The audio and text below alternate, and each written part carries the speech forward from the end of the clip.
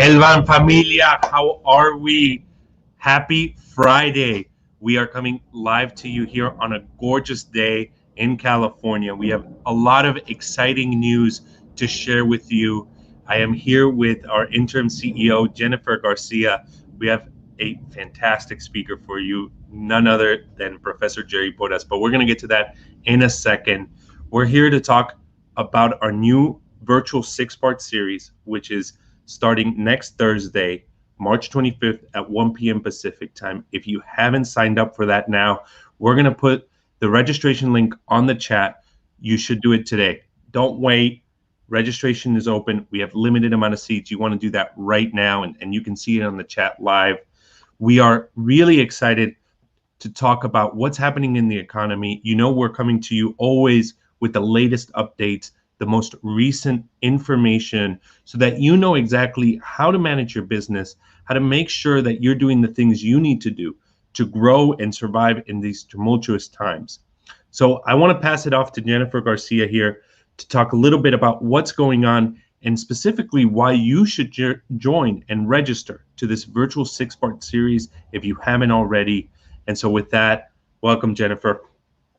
Thank you, Elian. Well, good morning, good afternoon, probably good afternoon to most of the country. It's great to be here, and thank you for tuning in. If you have wondered what Elvan has been up to, Elian and I and the rest of our team, we've been working really hard, really staying true to our mission, and that is to empower Latino and Latina business owners to grow.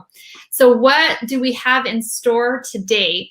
Elian alluded to our first one, which is the Small Business Series. It is a series, 6-session series that will take place throughout the course of the year. The first one starting next Thursday. But I really want to paint a picture in terms of why we're doing this. We have all lived through 2020. You as entrepreneurs have experienced the massive changes and impact to your business and to your operations and to your employees. We have talked about PPP. We have talked about access to capital. We have talked about pivoting. But really, I think we are at a point now that we want to make sure we are ingraining 2021 is a year of growth. And why do I say that? Bank of America actually released a statement earlier this week that they are forecasting a stellar, I'm going to put that in quotations, a stellar economic growth for 2021. And so we want all of you as business owners to think that you can and should prepare and experience a stellar year of growth for your own business. We also recognize that we just don't say a magic word and it happens, right? There's work to be done. And so what does that mean? It means education. It means resources. It means preparation so that you are prepared to have these conversations with capital providers. It means connecting with other like-minded, growth-minded business owners that could share insight, share resources, share experience. And so part of this 6-session series is to do all of that, is to really ingrain in you the idea that you can and should grow this year, and then equip you with all of the resources needed to actually seize that growth in 2021. So we're really excited. I want to just take a pause right here. We have already a great sign-up list. Thank you to all of those that have already signed up. But I want to do one thing in this moment. I want you, all of you that are tuning in, take a moment on your cell phone, on your email, and I want you to invite somebody else. Why is that? Because you're not intended to rise alone. You're not intended to grow alone. There are so many businesses that have been impacted across the country that they need to be able to experience this type of resources. They need to be in this network of growth-minded entrepreneurs. So take a moment now, send a text message, send a quick email. You know someone. We all are connected to a business owner that could benefit from this. So I would, the registration is in the chat, the registration link. Do us all a favor, right? Is empower somebody else to get access to this information. So that's the first thing, is our small business series. The second thing that Eli and I and the entire team have been working on is our cohort. This is our the Stanford Latino Education Scaling Program. Shout out to all of our entrepreneurs who have participated in this program. We have 721 Latino and Latina entrepreneurs who have participated in this 8-week program. Now, let me actually just pass it to Elian, and I'll let you share a little bit about, details. What does this program mean? And why is now the time to participate? Yeah, thank you so much, Jen. And you said it perfectly. Why is right now the perfect time to attend? The economy is opening back up. We're getting vaccinated. We're seeing the boom that's going to happen. And we want businesses to have the resources, the network, and the education to really be able to go out there and expand with the economy and not have to deal with all of the issues that businesses might face with. Now, there's two things. One is this virtual 6-part series, which, like you said earlier, you want to sign up for now. It's free. You can go ahead and do that. It's not a lot of commitment. You'll really be able to network and gain some powerful resources. For those companies that make $1 million or more in revenue or have that $500,000 of external investment from a professional investment source, you want to sign up for cohort 11, which starts May 5th and goes to July 10th. And one of the things that we're seeing with our programs that are now virtual and we're doing through the pandemic is the networking that's happening is more powerful than ever. The companies that are coming to the cohort are more powerful and have this energy to them that we've never seen before. And a big part of that is people want to network. They want to know, how are we going to really thrive through this economic impact?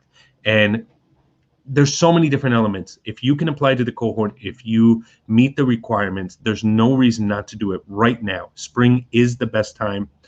This is going to be a fantastic cohort. You don't want to miss out. We do also have a limited amount of seats left. The application deadline for that is March 25th. So right around the same time that this virtual 6-part series starts is when our deadline for the cohort ends. And you want to make sure that if you do meet the requirements, you do sign up for that. It is going to be a fantastic cohort. You're going to hear from Professor Porras, just like you are now, but his powerful speech to start us off in the cohort. You'll hear from Professor Huggy Rao, Professor Paul Oyer, and then we really get into how to analyze and improve your business.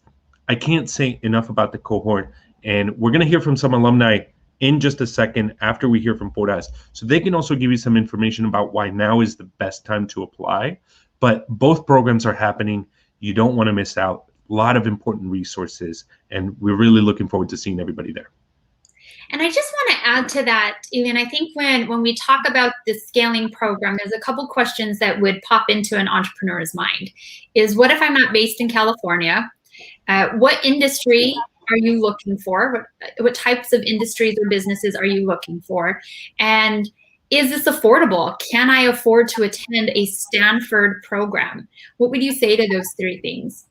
Yeah, great questions. And let's start with, what if I'm not in California? I was actually just on a call this morning with an entrepreneur who asked us, said, hey, I'm in the Midwest. Is this program right for me?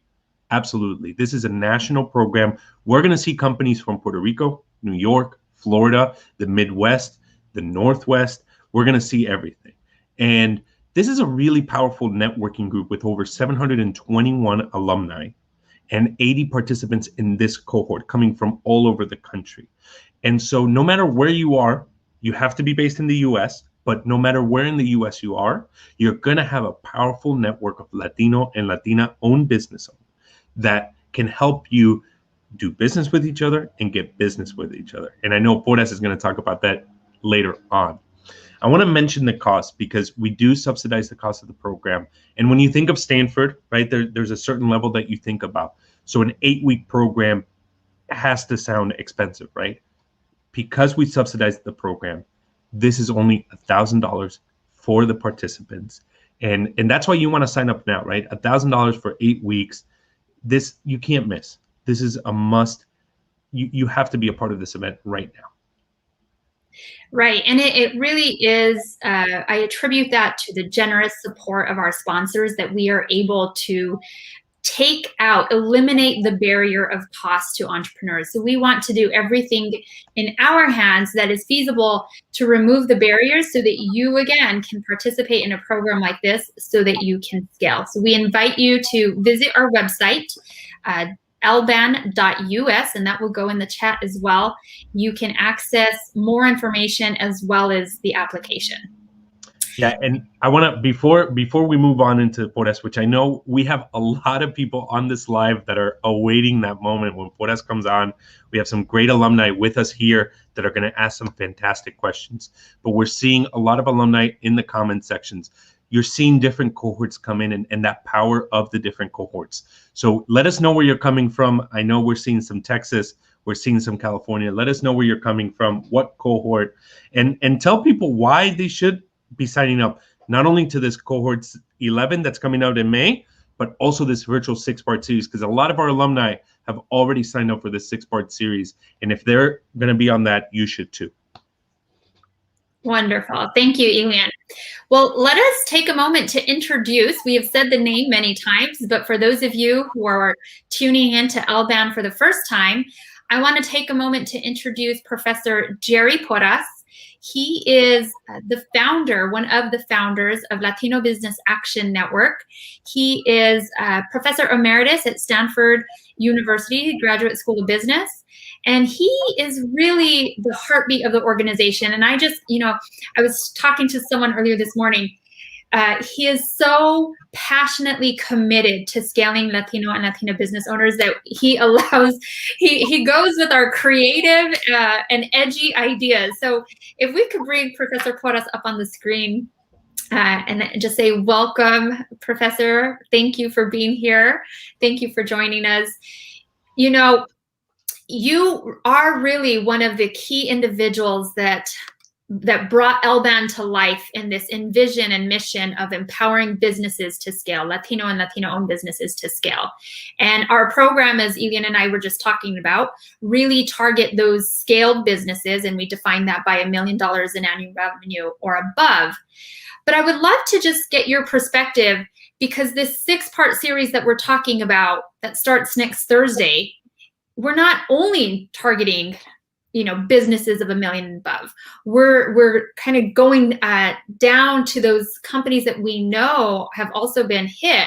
But what would you say, what's your perspective on why now is a great time to participate? Well, thank you for the introduction. And, I appreciate your statements about my going along with all the edgy stuff that you do.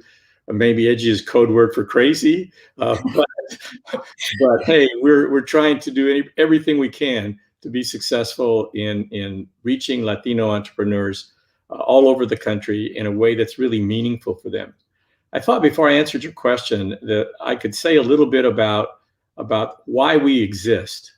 What's the reason for what we're doing, what we did. When we first formed LBAN, which is back, around 2012, 13, in that era, we were all interested in, and when I say we, I'm talking about 5 other MBA alumni, Latino MBA alumni from the business school. We were all interested in giving back more to the communities, giving back more to Latinos. And our discussions led us to define what we think is the fundamental purpose of what we wanted to do. And what we wanted to do was to strengthen the United States by improving the lives of Latinos. So our focus is very strongly on, hey, we want to make this country a stronger, healthier, more robust, more equitable country. And we believe that we could do that through the Latino population, which is going to be the most powerful segment of the population in the longer term future. So our effort started out with that notion. And then when we asked ourselves the question, how do we do this? We landed on a really very important observation. And that is that one of the problems with Latino communities prospering and growing and becoming more influential in society is that there isn't any wealth in those communities. And that wealth really is hampering levels of education, it's hampering the quality of housing, it's hampering families, it's hampering the levels of crime, and so on and so on. If communities are wealthy, those things don't happen very much in them. So we figured that if we could do something to increase the wealth of Latino communities, that would go a long, long way, and it would be much faster than almost anything else that's being done right now. And our desire then was to focus on what we can do to increase that wealth. And the conclusion we reached after a lot of thinking and analysis was the best way to do that is through entrepreneurship. Latinos love to start companies. The data show us that.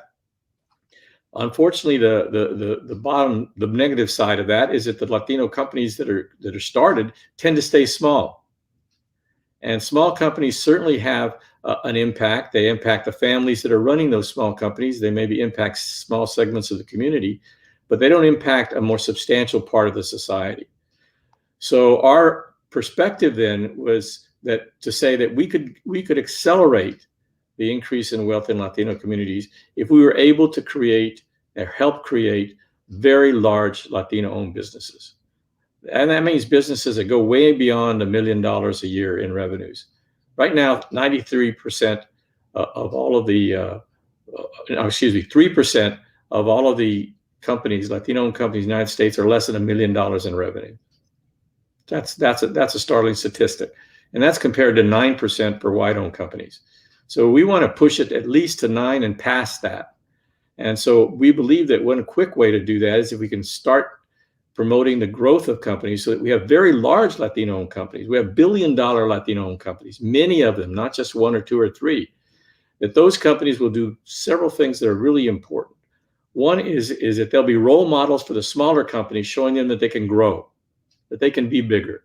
Secondly, they'll tend to do business with Latino-owned companies and look to them to do business with, which will help those smaller companies grow.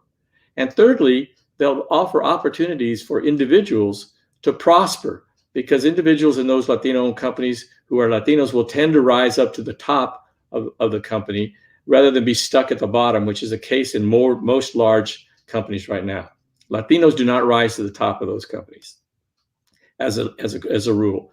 So we want to change that by forming our own companies and having Latinos be at the tops of those companies, be the CEOs, be the CFOs, be the chief marketing officers, people up in the C-suite. So our view then is if we can help create those large companies, they will also not only impact the Latino community, but they'll impact the laws. They'll impact the government. Big companies influence what the laws look like. They influence the economy much more strongly than small companies do. They also influence the culture of the country. What is valued, what isn't valued. And if we see the presence of Latino-owned companies in the society more clearly, that will do a lot to legitimize Latinos in the minds of people who are not legitimizing them right now. So that's kind of been what we've been all about. And we decided that the best way to do it was create this alliance with Stanford, which we have called the Stanford Latino Entrepreneurship Initiative. And then one of the things that initiative does is put on this scaling program that we offer twice a year. And you heard a lot of good sales pitches about that program. I'd like to stick my oar in the ground and say it's an excellent program. It really has created an incredible amount of energy amongst the participants, not only when they're participating in the program, but afterwards. As was mentioned earlier, we have alumni base now of about 721 over 10 cohorts. And we have a platform that alumni base communicates through that's called Mobilize. And Mobilize has well over 600 participants in it. So that's an incredibly high percentage of the graduates. So people are seeing value in being connected that way. And we believe that if we can help create a broader ecosystem that's driven by people interacting with each other and doing what Elian said, and he knew I was going to repeat, is do business with each other and get business for each other. That's the way we can help each other prosper and grow. That's a very key way. Networking is great. Sharing ideas is great. Bottom line is, though, who do you do business with? Because if you do business with other Latinos, they're going to prosper too, as well as you prospering. And if you help get business for them from non-Latino-owned companies, that also helps the Latino company prosper.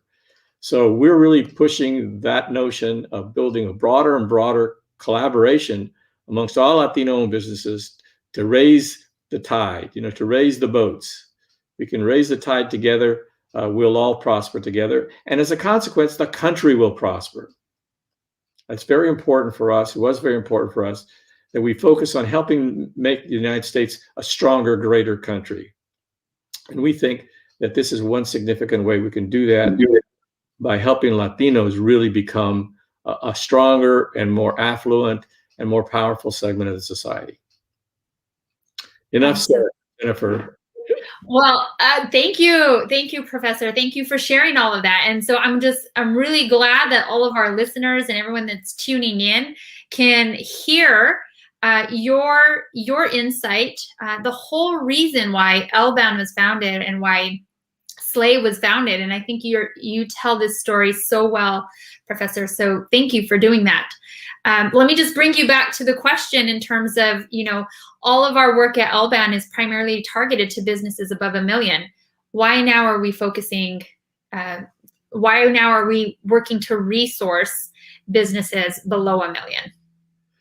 Well, our targets have been companies over $1 million, primarily because we were a small organization. We had limited resources, so we had to ask ourselves, who is the segment of the Latino business community that we can get the most leverage from the quickest? And we believe that it was those companies who were over $1 million, and that we could then inject our learnings into them, our ideas into them, get them into networks and so on, and that would have the fastest results. That's not to say that the other companies that aren't $1 million aren't also significant and important, because part of what we want to do is encourage those companies to grow. We want to encourage them to prosper and become bigger, because if they do that, obviously it benefits everybody. And we think that this program that we're putting on in conjunction with the Bank of America is an important way that we can start to stretch our reach and start to provide information for those organizations that don't typically have access to the type of information that they'll be getting in these seminars. And the topics as they're going to be presented are really practical topics. These are ideas that you can do, business of any size can do something with, that they can apply to their own businesses so that they can become more successful and more prosperous and grow and be bigger. So it's really a notion that we want to reach beyond the population that we're touching, but right now we're only able to do it in a somewhat limited way, and through the support of Bank of America, we were able to do this as a first step. That's right. Great. Well, thank you. Thank you again, Professor.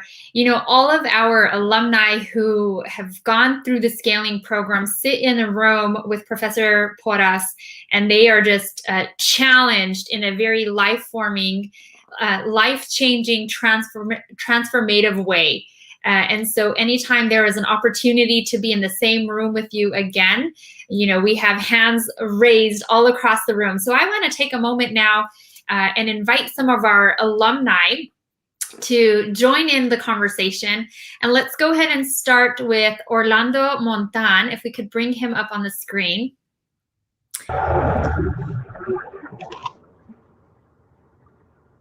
See what I mean?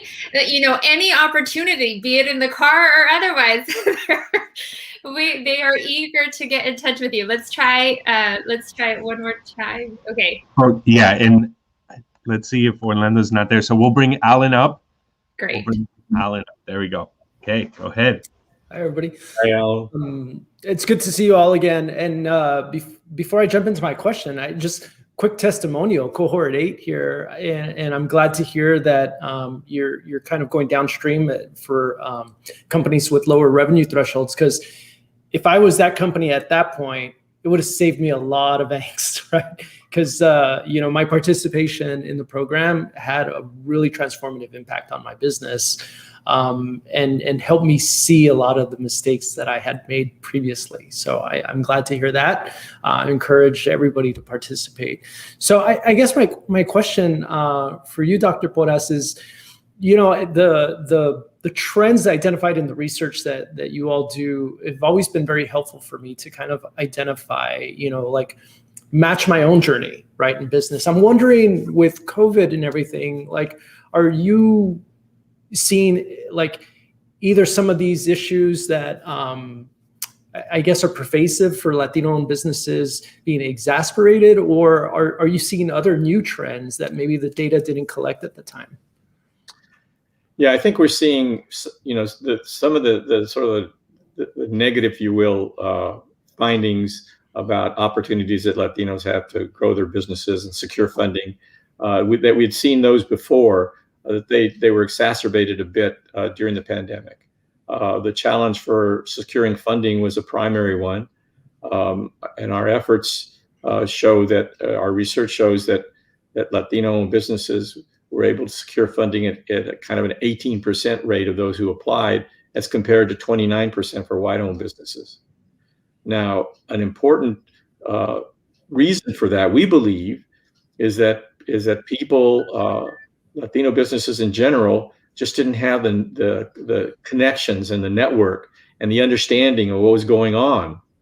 And as a result, that really, and by the way, that's not new, that by and large is kind of the case, but it really showed up so clearly and importantly and significantly in those results. And in another result, which I'd like to share with you, in that the data for the participants in our program, the alumni of our program, the data show that for those who applied for PPP loans, 82% of them received PPP loans. That's compared to 18% Latino businesses who were not part of our alumni base, and 29% of the white-owned businesses. Okay, so significantly more than even the white-owned businesses, which usually score higher on all of these measures. Now, why is that the case? The case is because an ecosystem has been created and developed around the alumni, and that has been a significant contributor. And information is shared, and contacts are facilitated. We had one alumnus who ran a CDFI, and he wound up getting involved in funding and funded, 16 or 17 Latino-owned businesses that were part of our alumni base. So it was that kind of interconnection and information exchange which made a huge difference. And the pandemic has exacerbated, the challenges of not having information, of not being connected. And that's probably, across the board, everybody was hit and everybody suffered, but Latino businesses certainly suffered to a greater extent. Thanks for answering that. If I can ask just a follow-up question, for an alumnus like myself, like, what are the things that I could be doing to take more advantage of, the resources and the education that was provided? Well, I think one of the key things is really being more involved in connecting with the other alumni. Certainly, those interconnections we think are really, really most powerful. But once again, I want to return to the mantra of how much business are you doing with other Latino businesses? How much more could you do if you really were aggressive about pursuing other Latino businesses to do business with them? To me, that's the most powerful contribution that any individual business can make, is to find ways to do more business, because that's the bottom line. That's where the rubber meets the road. That's how we define prospering, is that you get more business, you grow, and growth is defined by the amount of business you get. And if a good portion of that is being provided by other Latino businesses, I think you have a much more sort of secure growth path than if you're kind of floundering around on your own. So for me, that would be the key contribution. Thank you. I'm doing business with 3 other alumni, by the way. Good. Hey, next time we talk, I want it to be 6. All right, you got it. All right. That's fantastic. Thank you, Alan. And thank you for taking time today to be with us here today. We have a lot of people joining us. We are really excited, Professor. For those of us that are just joining in now, thank you for being here with us today. We are talking about this virtual 6-part series that is starting next Thursday, March 25th at 1 p.m. Pacific time. On our chat, you can see the registration link. If you haven't signed up now, do so. If you know any Latino-owned business, Latina-owned business that should be a part of this program that starts next week, send them the registration link. We are here with none other than Stanford's Professor Jerry Porras, talking about Cohort 11, talking about this virtual 6-part series and how you can be more involved as this country opens up. And I just want to reflect on something, and I know we have Maria that we want to talk with and have some questions. But before I pass that on, I want to let you know the reason why you should join next Thursday is the resources and the networking. We just talked about doing business with each other, getting business for each other. We're going to have some of that happening next Thursday. You don't want to miss out. So I want to pass it back to Jennifer, but we are here with Professor Jerry Porras. Make sure you're signing up. The link is on the chat. Thank you. Great. Thanks, Elian. Thank you, Professor. Thank you, Alan, as well, for asking your question. Now let's go ahead and bring Maria Reyes onto the screen.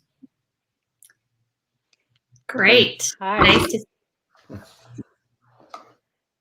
Nice to see you. How are you?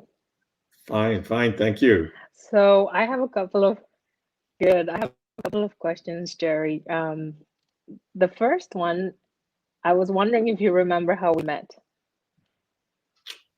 I don't. Help me. Okay.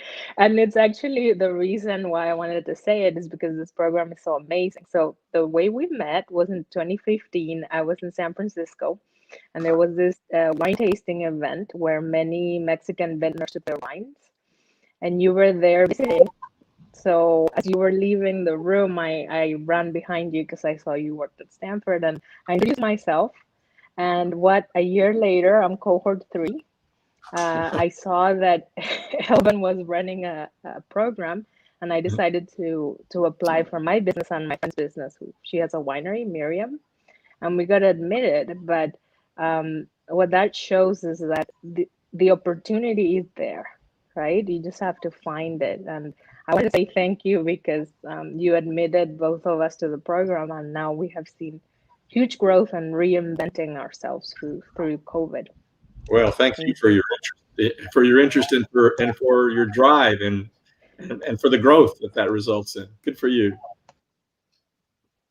Thanks, Jerry. And my second question, and I just recently saw this. I was looking up Jeff Bezos, and I found out that your book is his favorite book, and he's one of the richest men alive. So what advice do you give entrepreneurs from your book that you think he made him who he is right now? Yeah, that's a good question. The book, by the way, is called Built to Last. If you haven't heard of it, it's co-authored by Jim Collins and myself. I think that the key idea in our presentation of what made these companies great, really great over a long period of time, is that they had the founders and the people who really grew the companies, built the companies, had a very strong sense of what their purpose was. You know, what were they doing? Were they just trying to make money, or were they making a more fundamental contribution to the world? And it turned out that those companies that wanted to make a fundamental contribution to the world turned out to be much, much more prosperous across all sorts of dimensions than the companies who focused on trying to maximize the amount of money that they were making. So it was a result. It's a consequence. You can make a lot of money as a consequence of pursuing a really powerful purpose. You know, why do you exist? And what I would urge every business owner and everyone who's thinking of starting a business, they usually have a product in mind or a service in mind. And I would urge all of them to ask themselves, why is it important for me to deliver that service or to sell people that product? Why is that important? Why is that service important? Or why is that product important? What difference is it going to make in the world? And as a consequence, what difference do I want to make in the world? So this doesn't have to be a really esoteric, idealistic point of view, but it's something that you should be passionate about and that should drive you to really excel and to create a great organization. And to just give you some very brief examples of what some of the big successful companies had as a purpose, Walt Disney Company, which everybody knows, their purpose is to make people happy. And when you look at all the things that they've done well, those things make people happy. And as a result, they're one of the most prosperous, successful companies in the country, if not the world. So it's having that drive, that focus, and doing everything that you do in the context of trying to achieve that is, I think, one of the most fundamental ideas that I could share. And to the degree that all of you entrepreneurs out there, all you business owners out there can just sit down either on your own, but preferably with your senior management team and say to yourselves, okay, let's write a sentence that describes what we do. And write it down, write it on a whiteboard. And then ask yourselves the question, why is it important for us to do that? Why is it important for us to do that? What are the most fundamental contributions we're making when we do that? What difference are we making in the world when we do that? And as you start having those discussions, you begin to discover really what people are passionate about. And it takes passion to build an incredibly successful organization. If you're not passionate about it, you're not going to be successful. So you have to be passionate about it and be doing it because it really satisfies an inner drive in you. It satisfies an inner contribution that you as an individual want to make. And that goes way beyond just making a lot of money. That goes way beyond just getting rich. And these are the companies that had that sort of perspective in their leadership, when they're founders and in their early leadership. Those are the companies that became incredibly successful and lasted for well over 100 years. And they're still going. And I think that's why that's one of the things that attracted Bezos to the book. I mean, there are a lot of other ideas I think which were really powerful, but that's what attracted him to the book. And we've known for a long time that it was his favorite book, but it didn't get as public announcement about it until that article came out. Fantastic. I didn't want his secret to be out. Now it's out. Yeah, good. Thank you, Fantastic. Professor. Good to see you. Hey, nice to see you. Thanks. Thank you so much, Maria. And for those of you that are joining us, we're here with Professor Jerry Porras. We have some fantastic events coming up. Cohort 11, that's happening in May, and then this virtual 6-part series that is starting next Thursday, March 25th, 1 p.m. You can look at the chat, find that registration link. You want to sign up right now. You want to sign up right now, and you want to be with us March 25th. Hear from some amazing speakers, have some great networking time. This is really key as we're opening back the economy, as people are getting vaccinated. We want Latino-owned businesses to be ready for the expansion, because we saw a lot of businesses contracting during this pandemic, and some have to close. We see some really terrible numbers in terms of businesses that have to close due to the pandemic. But now that we're opening back up, we want to be ready for that push. And so March 25th, we want you to sign up and be ready for some fantastic speakers and that networking event. And for those of you that qualify for Cohort 11, our application deadline is March 25th. If you haven't already signed up, you want to do that before March 25th so that we can make sure and get you into Cohort 11. Professor Porras, we have a few minutes before we want to wrap up. We went a little bit over time, but that just shows how important of a discussion it is and how valuable you are to our ecosystem, always trying to get, I will say this to Maria's point about Jeff Bezos. I think our alumni get a chance to speak with you, and I know Bezos would love to have that opportunity. So we have that grand privilege here. But any closing words before we wrap this up and do some closing words of our own? Well, I think you really tapped into an important idea, and that things are going to start getting better again. Things are going to begin to open up, and we'll be returning back to, I think, a different future than the past. but it'll be a more open future than we've had in the last year. And those businesses that are primed to take advantage of the opening up of the opportunities that come up in the future, those businesses are going to be able to really grow faster, could be more successful faster.